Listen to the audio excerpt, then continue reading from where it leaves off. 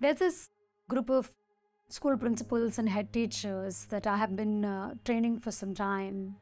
I remember in one of the sessions, this one particular head teacher was like really upset, and when the group asked her that what's going on for her, she narrated an incident to us. She said that she had visited some educational conference and the state governor addressed one of her colleagues as a cow. And she said that there were so many people in the audience, but nobody uttered a word, and yet she could feel some tension in the room, and she was feeling a lot of tension in her body, and she was experiencing a lot of anger. So quite some time, she kind of kept quiet. She didn't say anything. And yet she kind of felt like this pressure that was building in.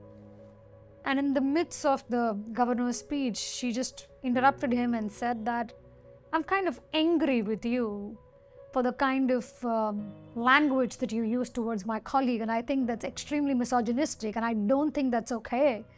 And she kept yelling at him because she was obviously very angry. And when we asked her what happened after that, she said that one of her trust leaders walked up to her and asked her to calm down. And then everybody was looking at her in a way as if she'd done something wrong. And then as she was narrating that, she just started crying, and she's like, Anisha, I'm just so upset that the governor could get away by calling a respectable school principal cow, and nobody had an objection to that, and they were telling me, they were kind of tone policing me and telling me how I should talk. So I am quite disgusted, and I'm feeling hopeless that anything is ever going to change. As I was listening to her, I somehow had this sense that I'd heard this principal say something similar even before, and I told her that, hey, listen, this sounds like deja vu. I kind of have a memory where you have shared similar instances before, where something happens, you get angry, and the way you express your anger, that the baby gets thrown away with the bathwater. She took a pause and said, yeah, there is truth to that, Anisha. Sometimes I feel that I dig my own grave. I think that I'm right, but I'm never just heard.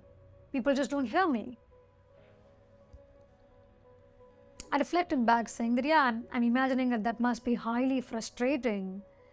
And yet, what I'm surprised about is that, to my mind, you're a very bright woman. And if something is happening repeatedly in your life, how come you're sticking to the same old strategies? How come you're not trying anything different? She took a pause and she said, I don't know, Anisha, what happens to me, but I just feel this intensity, and I just feel this such anger that I have to wear it out.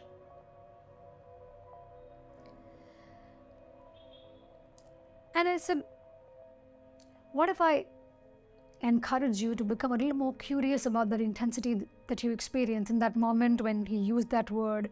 What was really going on for you? What were some of your thoughts? She said, Anisha, first I was shocked, and then I was like, oh my God, why is nobody saying anything? I kept looking around, and I thought like people were looking back at me. And like there's a part of me that didn't want to utter a word, because I feel that I just get set up to, be this voice of dissent and take on other people's battles. So parts of me were also scared that, oh my God, I will end up saying something and then people will again dislike me. And yet over a period of time, that pressure was so high that I just ended up yelling.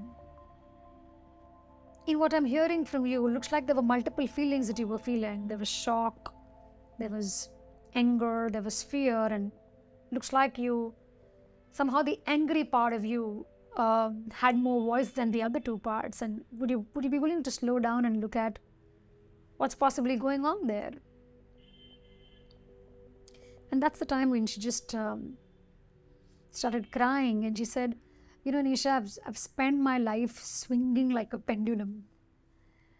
I either over accommodate and, then just not say when I see things are going wrong. I just keep quiet.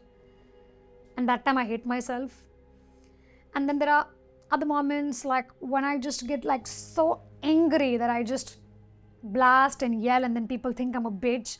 And again, then I don't like myself.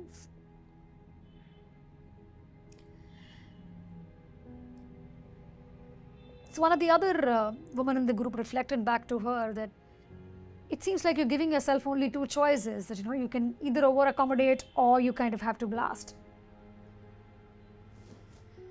And that's the time she took a pause again, and she said, yeah, because my experiences have taught me that I won't be heard till I don't raise my volume. That's the only way that I can be heard as a woman. Otherwise, I will just be discounted.